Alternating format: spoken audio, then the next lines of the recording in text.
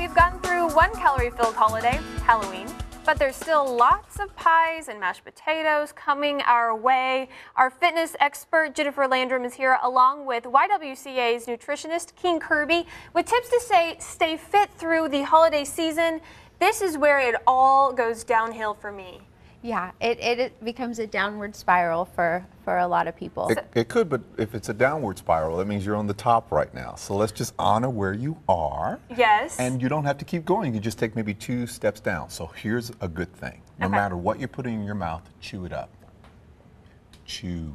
Because when you chew, you imprint it with your saliva and your body recognizes it and you digest it. So even if you're not eating the healthiest food, your body's able to get the most nutrients from whatever you're giving it.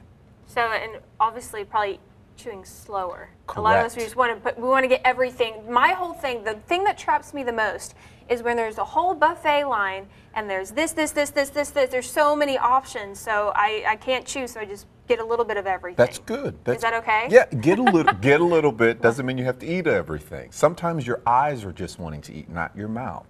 So knowing the difference between those two. So you see something beautiful, yeah, pick it out, put it on there, but then think about it. And again, let's go back to that again.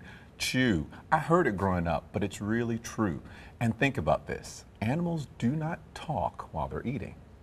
So there's a key to that. Although we want to converse, the art of repartee is to take turns. So give each other an opportunity to chew your food really well. Yeah, that's a great tip, because a lot of times whenever I'm just meeting somebody for the holidays, they want to ask me all these questions and I just can't. I either can't eat or I have to chew while I'm trying to talk, and it's just, you're trying to scarf it down so you can keep up with the conversation. Yeah, absolutely. Yeah. And Jennifer, let me ask you, what about the actual working out? Because we're so busy, we've got so much more things to do. Yeah, it really seems to fall down the list as you remember, oh, I forgot to buy my coworker that Christmas present that they wanted, or I've got to go run and get this last stocking stuffer. So make sure, have your list set and don't bump the workout. Yeah, actually find the workout in your list, because the things we have to do are push, pull, turn, jump, normal practical life movements. So when you take a chance to sit in the chair, sit really slowly. Think about when you're about to sit and then we release. What if you held that all the way down and then held it all the way up? And you did it once a day. That's a huge workout. And it doesn't interrupt your list of things that you have to do. That's a good point. And running around through the mall or shopping, as long as you're not... Using shopping as exercise. Yeah. And this is a great time of year to park in the back of the parking lot. Great, yeah. That is a good point. I want to just real quick, what you were talking earlier about working in. What does that mean? Working out means I take my precious vital life force and I give it out to the world. Working in means I keep my heart rate as low as possible. So let's say we were going to do, like Jennifer and I, we do 5 push-ups.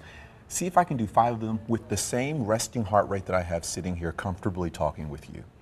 And what does that do? Well, it, one, tells my body that we're not in a war, that we don't have to worry about a trauma, because physiologically, the body doesn't know that it's a workout. It just thinks it's preparing for some sort of battle. So I'm relaxing, I'm breathing, I'm building muscles, I'm putting breath between the bones, which is really all that we're looking for. And we're getting a beautiful, fabulous body, which I'm so excited. I'm sitting next to 2 beautiful women. Well, I know. Well, I'm going to say it works for you, because, wow, I actually... You're very sweet. Thank you. We need to have you come on and do some of those exercises sometime. I will do it. And as far as working out with your kids, you want to be involved with your kids during the holiday season. They're actually, they're out of school right now, so what do you suggest doing for the holiday season? Yeah, I think making exercise a game. They're going to be home, they're going to get bored, it's going to be cold outside if they can't get out. Setting up fun, like a circuit in your living room or your garage. Throw some jump ropes in one area, set up stations, and turn on some fun music that they like. And then work their mind. I constantly have students come and I teach them juggling.